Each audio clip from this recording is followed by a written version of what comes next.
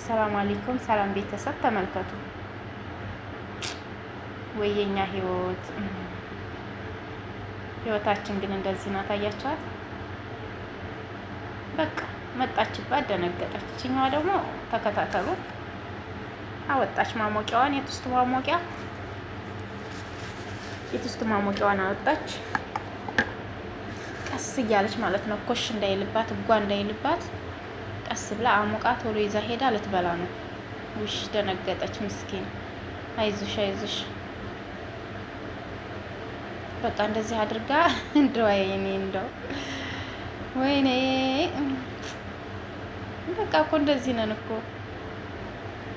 ውይ ተቃጠለች ደግሞ። አይ መከራ። ተመልከቱ እንግዲህ ይሄ ህይወት የሁላችንም ነው። እንግዲህ መዳም አታየንም ብለን የመዳም ልጆችም ማንም እንግዲህ ማንም ሰው አያየንም ብለን የምንሰራው ነገር እንደዚህ በድብቅ ካሜራ እየተቀረጽን ሚዲያ ላይ እየወጣ ነው ያለው ማለት ነው። እና ይሄ ነገር ውሸት አይደለም። ራሳቸው እንኳን መዳም ቤት የምንሰራ ልጆች እንደዚህ እየቀረጹም የሚለቁ ልጆች አሉ። ግን ይሄ ነገር ራሳቸው እንደዚህ የሚያደርጉ ልጆች ስህተት ነው ይሄንን ማድረጋቸው ብዬ ነው የምለው። ማለትም ሌሎቹን እኛ ንጹህ ሆነን ዝም ብለን የምንሰራው ልጆች ምንም ሚዲያ የማይጠቀሙ ልጆች አሉና እነሱ ልጆች ጠንክ ይሆናሉ። መዳሞችም ከሆኑ ቤታቸውን እየጠበቁ ነው። ከዛ ከካሜራ ላይ ቆረጣን አንጥተው ይለቋቸዋል ማለት ነው። ይሄ ነው በቃ። እና ይሄ ህይወት የሁላችንም ህይወት ነው።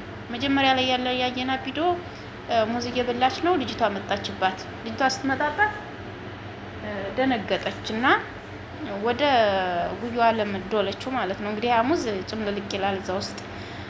እና እንግዲህ ይሄ ነው ምስኪን። እዛ ውስጥ ከምታስገባው እድላው ላይ እዛው ቁጭ ብታደርገውስ ምን ችግር አለው?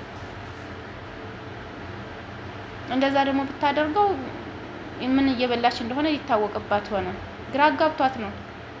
ይችኛዋ ደግሞ ቀስ ብላ ተንሿካ መታ ቱስታ ሙቃ ይዛ ሄዳ ልትበላ ነው። እንግዲህ መቼም ለነሱ ሆድ እንደዚህ አትሸማቀቅም።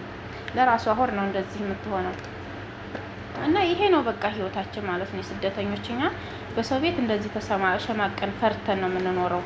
የኔም ህይወት እንደዚህ ነበረ። በፊት ጊዜ እንደዚህ አደርግ ነበረ። በቃ ተራበኝ፣ አሁን በልታ አሁን ለምን በላችሁኛል የሚል ነገር ምናምን። እኔ አሁን ሩዝ መኮረኒ ምናምን ነገር በልቼ ምግብ የበላህ አይመስለኝም። ትንሽ ቆይቼ ይርበኛል ማለት ነው። እና የሚበላ ነገር ሄጄ ኩሽና ቶሎ የሆነ ነገር ፈልጌ ነው የምበላው። አሁን ምን የበልታ አሁን ትበላለች ይሉኛል እያልኩኝ ተደብቄ ነበር የምበላው ማለት ነው። አሁን ግን ትቻለሁ ያንን ነገር።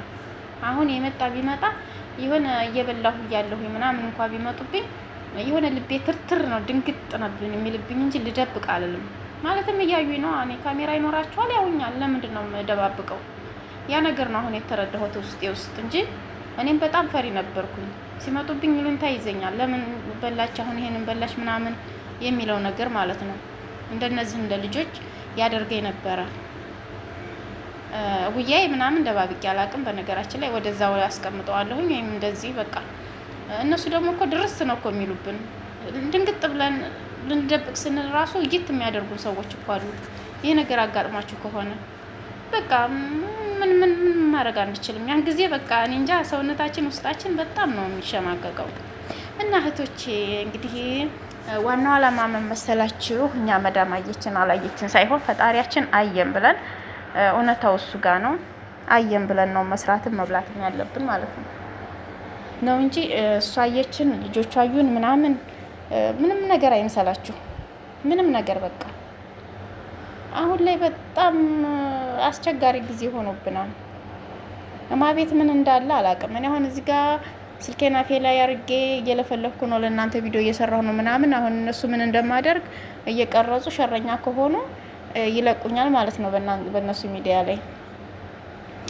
እና ይሄ ነው እኔ ቪዲዮ ስሰራ ምናምን ተተከታተሉኝ እንደዛ ነው የሚያደርጉኝ። እና ብዙዎች ልጆች ደግሞ በትናንትናው ቪዲዮም ላይ እኔ ተሸማቅቄ ሞትኩኝ። አሁንማ በተለይ ገላ ለመታጠብ ማለት ነው። እና ያልሽው እህቴ በዚሁ ላይ ትዛልሽኝ።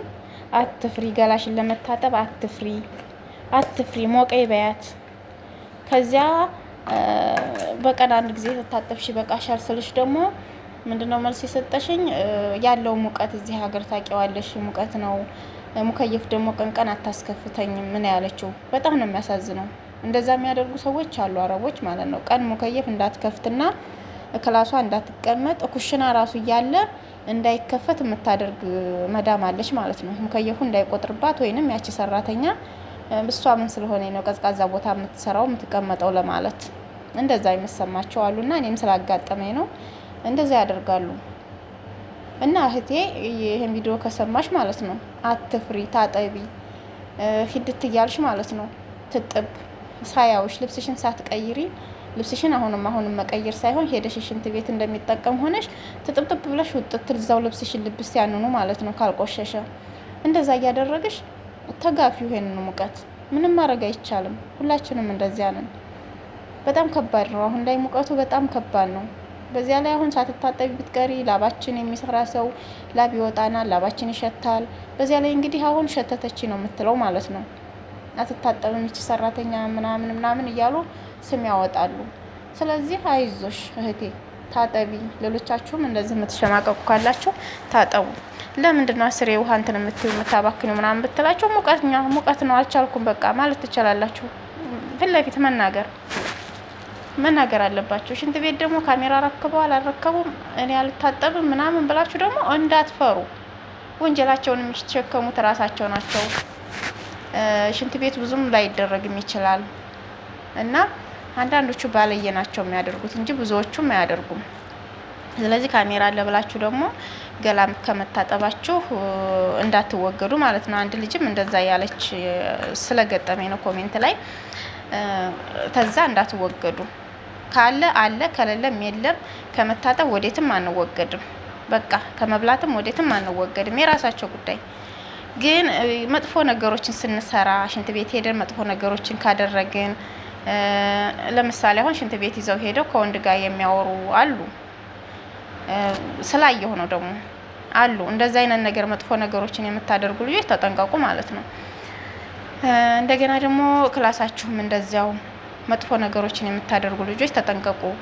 ሊኖር ይችላል ካሜራ ለእናንተ በአይናችሁ ባይታያችሁ እነሱ ሆነ ቦታ ላይ አስቀምጠውታል ማለት ነው። ሆነ ቦታ ላይ ያደርጋሉ። ቤቱን ሙሉ ደግሞ የሚቆጣጠርም አለ። እንግዲህ እንደየደረጃው ነው እንደየዋጋው ማለት ነው።